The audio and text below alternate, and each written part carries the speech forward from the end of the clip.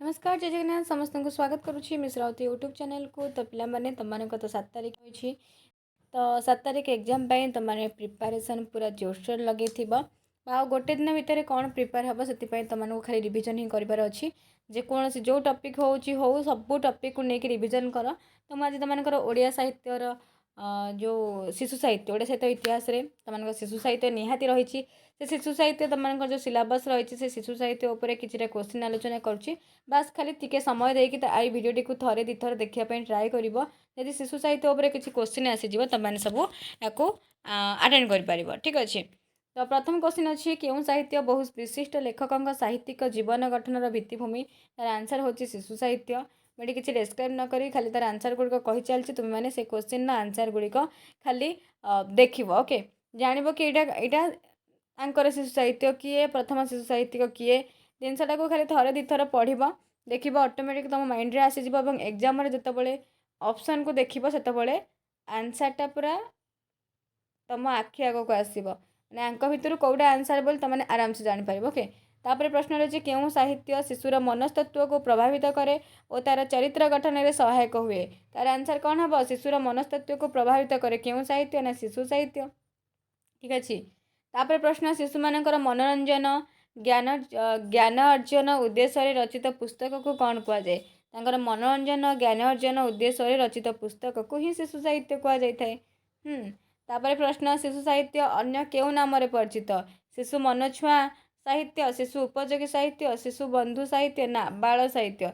शिशु साहित्य अन्य केउ नाम परिचित ना बाल साहित्य बोली कहुए। शिशु साहित्यर मूल रूप कौन शिशु साहित्यर मूल रूप होउछि मौखिक साहित्य बा लौकिक साहित्य बा लोक साहित्य ओके।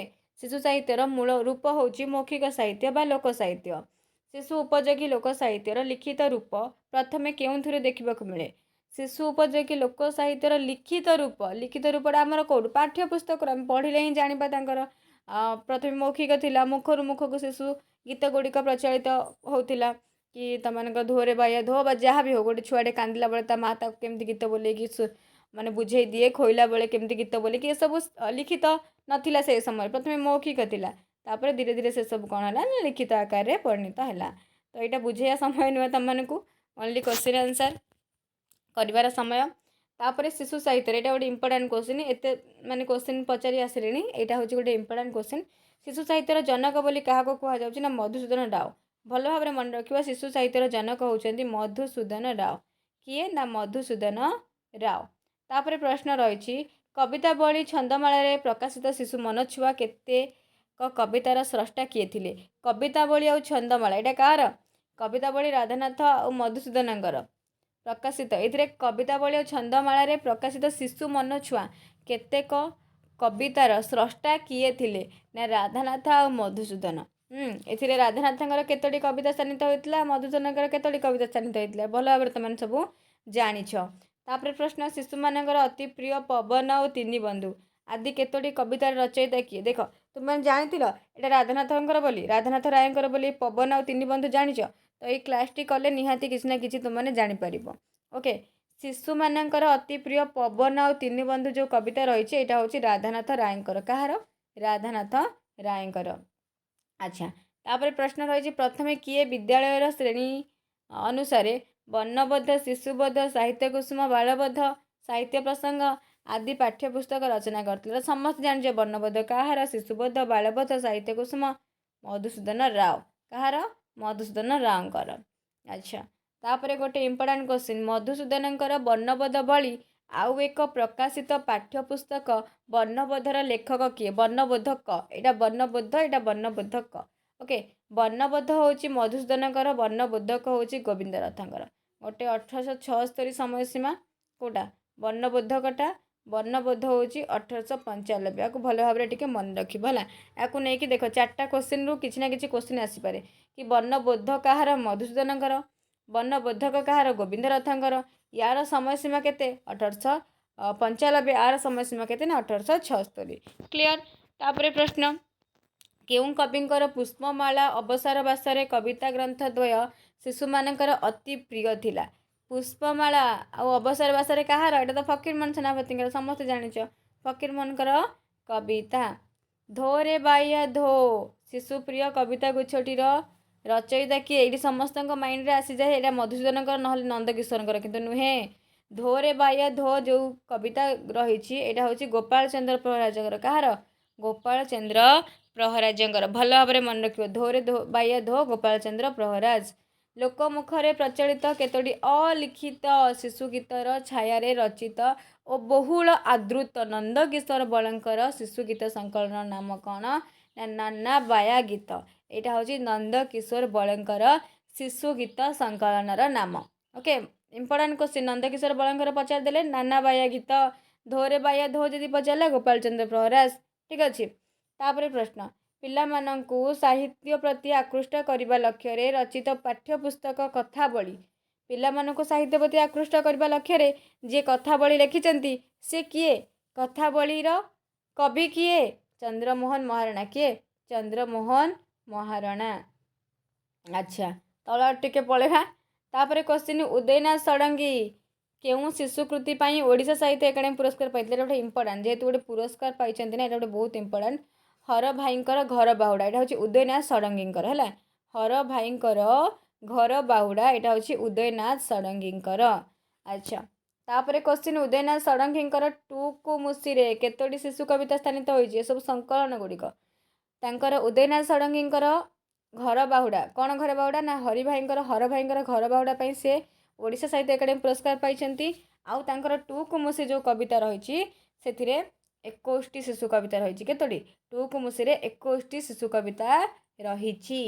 तापर प्रश्न उदयनाथ षडंगी भी इंपोर्टाट शिशु साहित्यिक हिसाब से उदयनाथ षडंगीकर सर्पराइज और परिराइज प्रत्येक केते खंडरे प्रकाशित सर्पराइज और परिराइज प्रत्येक 6 खंडरे प्रकाशित केते खंडरे 6 खंडरे प्रकाशित। तापर प्रश्न केउं शिशु रचनाटी उदयनाथ षडंगीकर नुहे तो ये आम जानीदे टुकुमुसी तांकर सर्पराइज तांकर पक्षीराइज तांकर किंतु जीवजंतु तांकर नुहे जीवजंतु तांकर नुहे। ओके तमनकर जीवजंतुटा कहार मते कमेंट माध्यम जनइब जार श्मशान श्मशान जार अच्छी तांकर जीवजंतु देखिए केते पिला कहि पारछो जीवजंतु कहार। ओके तापर प्रश्न टिके देखिदबा हाँ शिशु संकाळीर संकलक किए शिशु ज्ञानकोश शिशु संकाळी तार संकलक किए एटा गोटे इंपोर्टाट क्वेश्चन पिला माने बालकृष्ण करंकर शिशु संकाळी मन रखिब शिशु संकाळी होची बालकृष्ण करंकर पिलांक कथा जीवजंतु कुमारी सान पुओ शिशु पुस्तकर रचयिता किए कांत कवि लक्ष्मीकांत महापात्र ये जीवजंतु आसीगला जीवजंतु जीवजंतुटा भी आउ जनकर अच्छी जोटा कि मुझे पूर्वर पिलांक कथा जीवजंतु कुमारी सान पुओ यहाँ हूँ लक्ष्मीकांत महापात्र शिशु पुस्तक। ओके तापर केउं शिशु कृति कालीचरण पट्टनायक नुहे आम जानी टुकुमुसीटा कहार तो टुकुमुसी ही नुहे कालीचरण पट्टनायक बौला बेणी अच्छी बायाधनटी अच्छी कलाहांडिया मेघ अच्छी किंतु तांकर टुकुमुसी नुहे टुकुमुसी कहार ना उदयनाथ षडंगीकर टुकुमुसी कहार उदयनाथ षडंगीकर। तापर प्रश्न रही तुम मानक पई केउं शिशु कृति उपेन्द्र त्रिपाठींकर नुहे उपेन्द्र त्रिपाठींकर नुहे उपेन्द्र त्रिपाठींकर कौटा नुहे ना शिशु खेला गीतटा तांकर नुहे ठीक अच्छे। तापर प्रश्न कौन अच्छी देखिबा तापर प्रश्न अच्छा बहु आदृत आहे दयामया विश्वविहारी ये समस्त जानी कहार ये तुम मैंने बोलुच प्रतिदिन एवं जानिच समस्ते आहे दयामया विश्वविहारी छोट बड़ू बोली बोली आसती प्रार्थनाटी रामकृष्ण नंदंकर जमती वंदे उत्कल जननी कांत कवि लक्ष्मीकांतर सेमती आहे दयामया विश्वविहारी होची रामकृष्ण नंदंकर। तापर आसला झुमुका झुमुका गोटे शिशु कविता संकलन रही जोटा कि रामकृष्ण नंदंकर ये झुमुका होची रामकृष्ण नंदंकर एवं सी ये 1977 ओडिशा साहित्य एकाडेमी पुरस्कार पाइथिले झुमुका पाई रामकृष्ण नंद केबे ओडिशा साहित्य एकाडेमी पुरस्कार पाइथिले ना 1977 से ओडिशा साहित्य एकाडेमी पुरस्कार पाइथिले। तापर प्रश्न केउं शिशुकृति रामकृष्ण नंदंकर नुहे रामकृष्ण नंदंकर पिलांकर पशुपक्षी पुराण एटा तांकर नुहे। ओके अदेखा बणर फूल पंचतंत्र कहानी रत्न पाखुड़ा ये सब रामकृष्ण नंदंकर तास्त झुमुका भी है।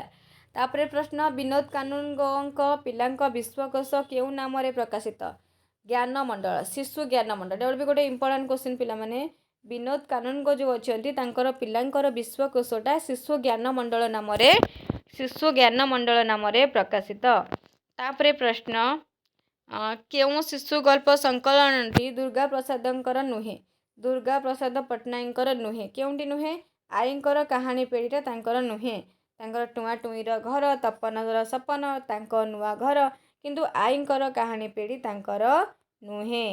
तापरे प्रश्न केउंटी पुणी थरे दुर्गा प्रसाद पट्टनायकर नुहे तो अजांकर मजा कहानी तांकर नुहे तो यू तुम मैंने दुर्गा प्रसाद पट्टनायकर शिशु साहित्य गुड़िक भी नोट कर शिशु लेखा गुड़िक भी नोट कर गोटे थिला पिला मु जाऊँगी लढ़ी भूई तले तले ए सब तांकर पुणी एठी भी आम जानले कौटा तांकर बोली नुआ घर तपनर सपन टुआ टुई घर ए सब भी दुर्गा प्रसाद पट्टनायकर शिशु साहित्य गुड़िक। अच्छा पुणी एठी आउ किछि मिलगला कि पचारछि पुणी क्वेश्चन केउंटी केउं कविता गुच्छटी दुर्गा प्रसाद पट्टनायकर नुहे तामाने आम खेलना तांकर नुहे माने सिंहर घर कहार चिठी खरा बरस शीत ए सब तांकर शिशु कविता गुड़िक। अच्छा तापरे क्वेश्चन केउं दुई जण शिशु नाट्यकार केउं दुई जण आंक भितर शिशु नाट्यकार तो ये आम जानी दुर्गा प्रसाद पट्टनायक जने शिशु नाट्यकार तो ये सहित जी भी थे कृष्णचरण पट्टनायक तो ये दुर्गा प्रसाद पट्टनायक आ कृष्णचरण पट्टनायक दुई जण शिशु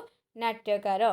तो एमती तुम मैंने भिडियोटी को देखी 50+ क्वेश्चन जो आलोचना होती जानी एटलिस्ट ऑप्शन देखू देखू तुम मैंने आंसर टी भी कर जड़े विशिष्ट शिशु नाट्यकार नाम लेख जे पिलांक नाटक संकलनस्थ बनभोजी शिशु नाटिका ओडिशा साहित्य एकाडेमी पुरस्कार पाई शिशु नाट्यकार आम किए जानते एक दुर्गा प्रसाद पट्टनायक ना कृष्णचरण पट्टनायक तो आंक दी जन भितर आर आंसर टी गोटे हम तो ये आंसर टी कौन हम ना कृष्णचरण पट्टनायक कौन आंसर हम कृष्णचरण पट्टनायक जहाँकर पिलांक नाटक आ बनभोजी से पाई ओडिशा साहित्य एकाडेमी पुरस्कार। अच्छा तापरे बाघ मामू स्वर्गपुर दिने जमपुर दिने ये सब शिशु नाटक कहार तो मैंने शिशु नाट्यकार बोली दी जन को जान भल भाव जड़े कृष्णचरण जड़े दुर्गा प्रसाद तो ये दुर्गा प्रसाद ना नहीं ताने यहाँ हम कृष्णचरण पट्टनायक स्वर्गपुर दिने जमपुर दिने बाघ मामू ये सब शिशु नाटक कहार कृष्णचरण पट्टनायकर। तापरे प्रश्न मनीषक मध्य मणि ये शिशु साहित्यटी कहार चित्तरंजन दासंकर मन रखिब तमाने चित्तरंजन दासंकर प्रबंध पढ़ी बाकी आउ आत्मजीवनी भ्रमण कहानी पढ़ी शिशु साहित्य पढ़ीच शिशु साहित्य हूँ मनीष मध्य मणि। अच्छा तापर तांकर आहुरी शिशु साहित्य अच्छी देखा केउं शिशु साहित्य चित्तरंजन दासंकर नुहे तो चीन देशर लोककथा एटा चित्तरंजन दासंकर नुहे तामाने गप अगप सत्यव्रतर संशय केते देशर कथा ये सब चित्तरंजन दासंकर शिशु साहित्य। अच्छा विद्युत प्रभा देवींकर शिशु साहित्य केउंटी नुहे ना राजा घर मजा कथा तामाने विद्युत प्रभा देवींकर शिशु साहित्य कौ गुड़िक पढ़ुता हसी हसी गड़ुता गछपतर मो पेंकाली बजाई दे सबू कहार ना विद्युत प्रभा देवींकर शिशु साहित्य। तापरे प्रश्न केउं शिशु साहित्य रचना पाई 1955 भारत सरकार द्वारा पुरस्कृत किए शिशु साहित्य रचना पाई भारत सरकार द्वारा पुरस्कृत विद्युत प्रभा देवी शिशु साहित्य रचना पाई भारत सरकार द्वारा पुरस्कृत 1955। तापरे प्रश्न केउंटी रामप्रसाद महांतींकर शिशु उपन्यास नुहे रामप्रसाद महांतींकर शिशु उपन्यास नुहे नौका नगरीर नील परी बाकी तांकर सबू तांकर शिशु साहित्य। ओके शिशु साहित्य बहुत गुड़िए अच्छी पिला माने बहुत गुड़िए अच्छी तो ये पिलांकर अति प्रिय जहुरी भाई ये किए रामप्रसाद महांती पिलांकर अति प्रिय जहुरी भाई होचंदी रामप्रसाद महांती। तापरे प्रश्न मते जेतेबेले 10 बरस ए शिशु पुस्तक पाई किए ओडिशा साहित्य एकाडेमी पुरस्कार पाइथिले नंदकिशोर सामल मते जेतेबेले 10 वर्ष।